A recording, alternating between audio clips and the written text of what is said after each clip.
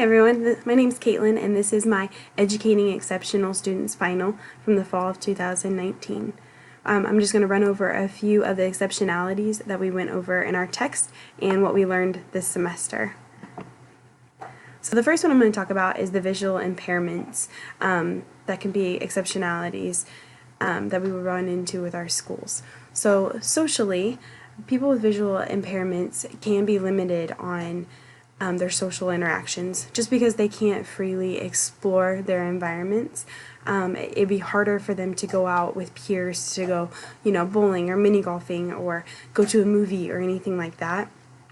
But it is possible to do, especially with our text. We learned about Corbin, who was able to go out and do daily activities. I think in one of the paragraphs there was a picture of him going out and planting flowers with his dad. So it is possible to have those social interactions. It's just a little bit more hard for them to do that.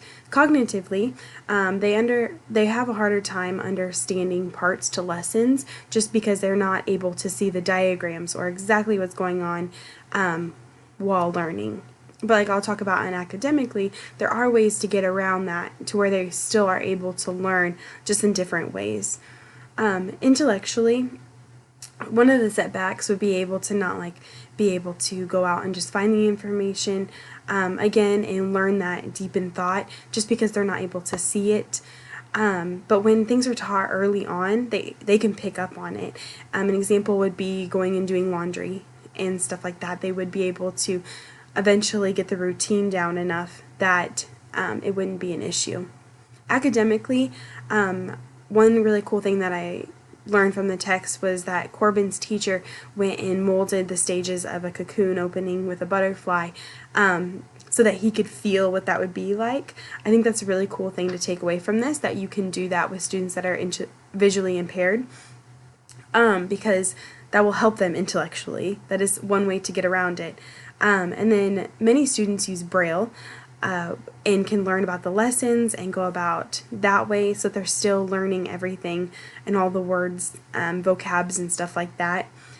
And one thing to take away from it is that they're just as smart as other students. They just need to learn it in a different way, and they will express different strengths in different ways.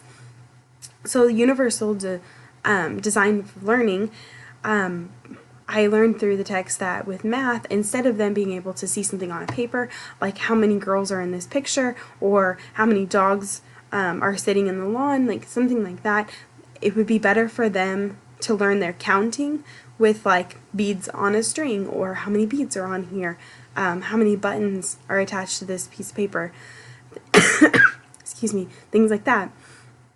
And then the teacher will give the TVI the lessons beforehand, and the TVI will be able to translate it into Braille so that they're still getting the same notes as all their other peers that are around them, and so that they don't have to exit the room or be excluded from the lesson. And all those things will help them cognitively and intellectually learn. The next one I'm going to talk about is ADHD. So often they interrupt people. They don't have the ability to stay focused or wait their turn. So they'll interrupt people, and that tends to lead to a hard time with friendships.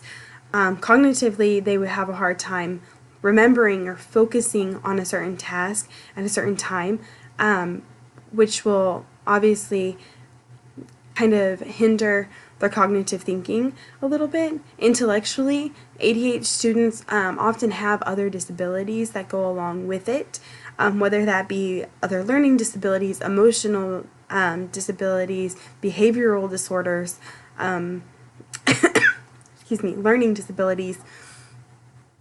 Those things will also hinder them intellectually. Academically, they're going to struggle because they can't focus, but the way to get around that, like I'll talk about in the universal design for learning, is just to keep the assignments and the lessons very interesting and intriguing to keep their attention, and then they'll be able to grasp to it and think about it and develop cognitively through that. And I also think in certain cases that if they're on medication or anything like that, the right chemically balance for their brain will be able to help them to focus and help them to better learn as well. So that's something that parents could do for the cognitive part of it. Another thing for universal design of learning would be to not put them by pencil sharpeners or class pets or the doorway that leads to the hall where things are going to distract them, and go from there. And then if they need more time on assessments, that's understandable too. They're going to have a hard time focusing on the task at hand, and will and with more time, they'll be able to kind of veer off a little bit and then get back on task and complete those assessments as needed. The next one I'm going to talk about is gifted and talented. So these are students that tend to be more leaders, more sensitive to others, and they know their purpose in life, so they're very confident people. They have lower levels of anxiety and depression, but sometimes they are alienated from their peers just because of this. Peers don't know how to embrace that somebody is so intelligent or gifted in a certain area. I don't know if it would be the jealousy part of it, or if they're so gifted and talented that most of the things that they talk about socially is not something that somebody else could relate to. Cognitively, they have amazing concentration and remembering, and reasoning, all those good positive things. They also tend to think outside of the box on certain assignments. Intellectually, they are very self-aware, and they can assess situations very, very quickly, all positive things, very intuitive people. Academically, they're above average on grade level for school. That's unless they have an intellectual disability that goes along with this. Excuse me. In the next slide, we're going to talk about autism, and that's one thing, is that they're very gifted and talented on one certain thing. And so they are also gifted and talented as well as being autistic. So I think that's a really cool thing to kind of look at and understand, is that gifted and talented doesn't mean that you don't have an intellectual disability. You can.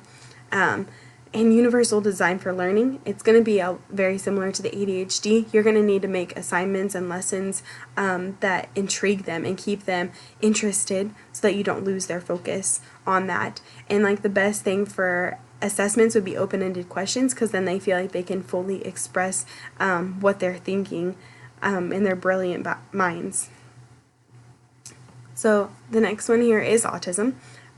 Socially, they can withdraw from social interactions just because they don't understand certain social cues or certain metaphors that could go along with socially interacting with their peers.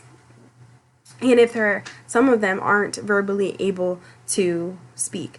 I know that the little girl in our text, she wasn't verbally able to speak. She had to use her technology in order to tell them what she was thinking or what she wanted to express on there. So that can always hinder socially as well.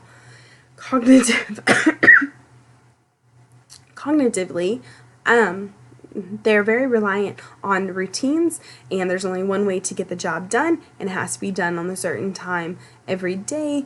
But they may not cognitively be able to express or verbally say what they are wanting to say.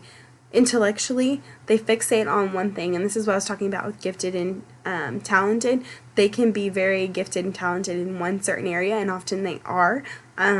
You hear about kids that can recite like scores from years past from football teams and baseball teams that most people would have to look up, and you just ask them in a matter of minutes, seconds even, they could tell you on this date this was the score for the game and things like that.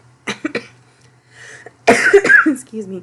I think that is a very brilliant thing, and something to be excited about, especially for autistic people, that they have this ability. That's known as the savant syndrome, is whenever they're very outstanding in one certain area, and they're very knowledgeable about that. So academically, they may struggle a little bit academically with certain things, but if you get them on a lesson or include their one extraordinary thing that they are good at or understand, whether that be dinosaurs or different kinds of plans or anything like that, academically you can really get them involved and get them to learn if you include those certain things in there.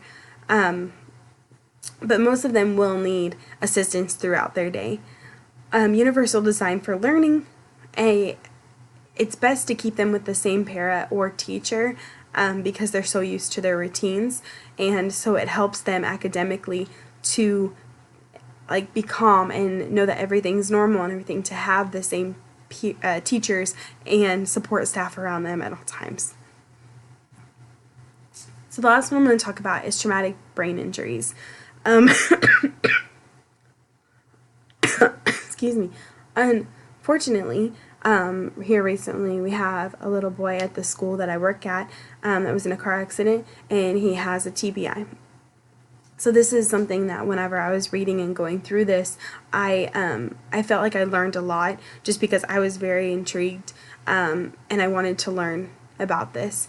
So socially, the more severe it is, the harder it is for them to make those deep connections or friendships, just because they're not able to recognize social cues in certain situations. But every TBI is different. So they could be very socially active still, but in more severe ones, they tend to not be. Sometimes it's harder to stop certain actions from happening, so it's harder for peers to stick around or understand or have conversations with them. Cognitively, it affects their ability to memorize or have new ideas or make plans, or this all depends on the TBI. Intellectually, optimistically, it can improve over time. So if you continue to work with them, they may be able to get some of their memory back or get back certain functions or be able to process certain things. It just takes a lot of work and a lot of patience to get them there in most cases. So speech can also be a very hard thing for them. The thing about traumatic brain injuries is that it could affect their vision, it could affect their memory, it could just, every single one of them is different. So it just depends. So academically, you're going to have to support them to their unique needs. And kind of figure out what tasks and assignments they'll be able to complete, and what will help them and to better cognitively get to where they need to be. Technology is something that helps, especially with the assistance of if they're nonverbal, kind of like autism. With the little girl Taisha that was autistic in our text, she used that. She didn't have a traumatic brain injury, but technology is able to help whenever you're nonverbal. So universal design for learning, the teachers need to partner up with the medical team and learn exactly what has happened during the traumatic brain injury, and where we need to be able to step in and help them as well. More time on assessments, of course, because sometimes it'll take them a little bit longer to process, and different types of questions, especially the ones that they're able or better apt to answer, would be the best way to go about with their assessments. And sometimes if they are having a hard time putting it down onto words or writing it down, a scribe is necessary where they can just vocalize what they want to say and get the answer on the paper. And I think that's all I have for traumatic brain injuries. These are my resources. Of course, I got it from the text because we're supposed to talk about what we learned from our text this semester. And then here is all the links to my pictures. So thank you for watching.